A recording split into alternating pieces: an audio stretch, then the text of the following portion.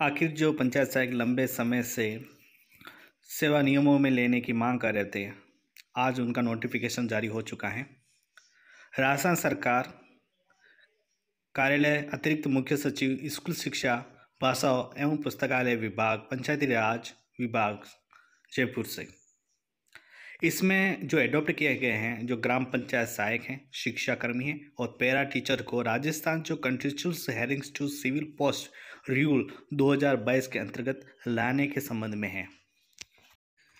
इसके अंतर्गत जो पत्र जारी हुआ है, नोटिफिकेशन, इसके अंदर जो पदनाम थे उसमें परिवर्तन किया गया है और इनका कितनी संख्या है उनके बारे में हम एक बार चर्चा कर ले। जो ग्राम पंचायत सहायक हैं उनकी संख्या है 23,749 है।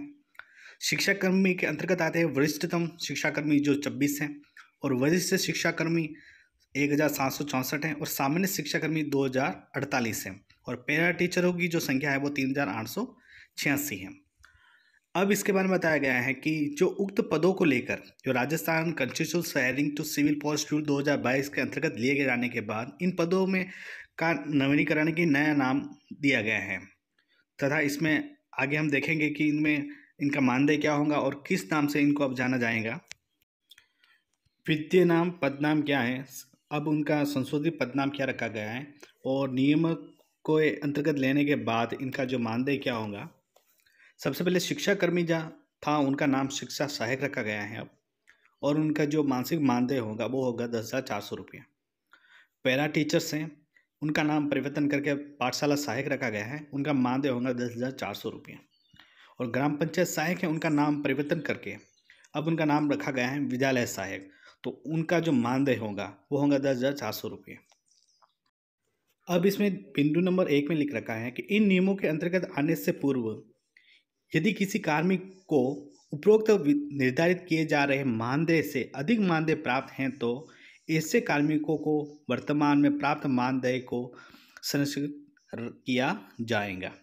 दूसरा दे रखा है कि दूसरा पॉइंट है, एजेंसी के माध्यम से अथवा या जॉब बेसिस पर कार्यरत कार्मिकों को इन नियमों के अंतर्गत नहीं लिया जाएगा।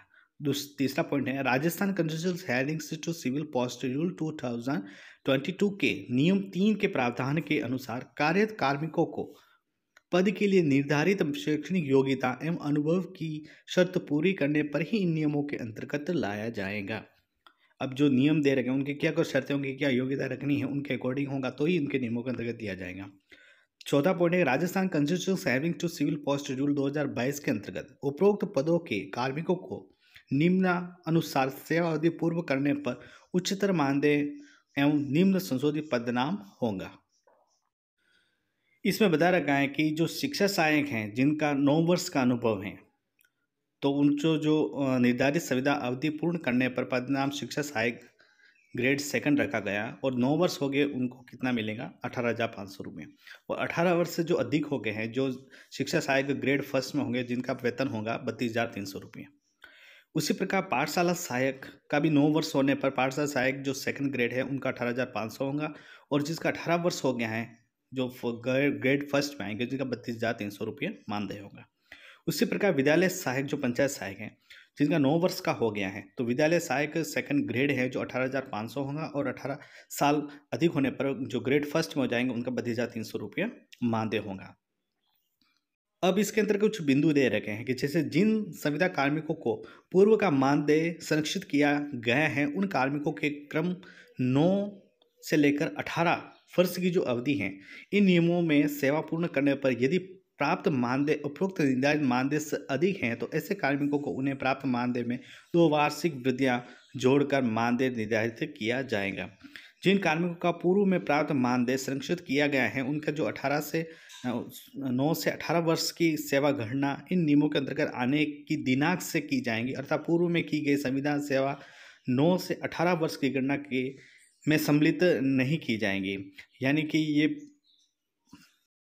उपरोक्त जो Rajasthan institutional hiring to civil जो पोस्ट रूल्स 2022 के तहत निर्धारित प्रक्रिया अपनाई जाकर अग्रिम कार्रवाई की जाए। उल्लेखनीय है कि इन संबंध में समय समय पर कार्मिक वित्त विभाग द्वारा जारी तथा संशोधित दिशा निर्देश नियम प्रभावी होंगे।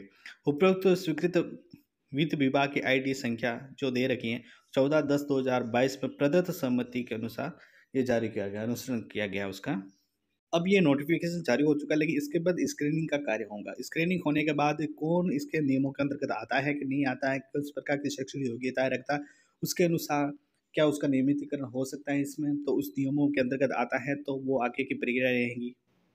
अभी तक आपने चैनल को सब्सक्राइब नहीं किया, चैनल को सब्सक्राइब करें, लाइक करें और शेयर करें। धन्यवाद दोस्तों।